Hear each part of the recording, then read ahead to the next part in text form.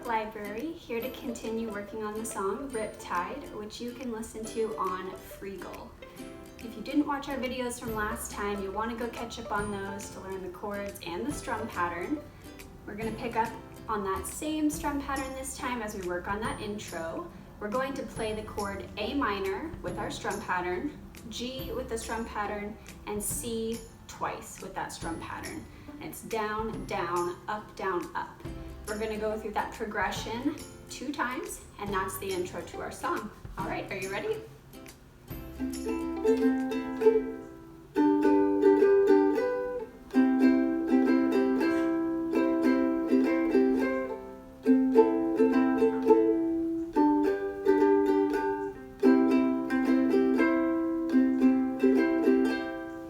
All right, and that's the intro to Riptide. Next time we'll work on the verse.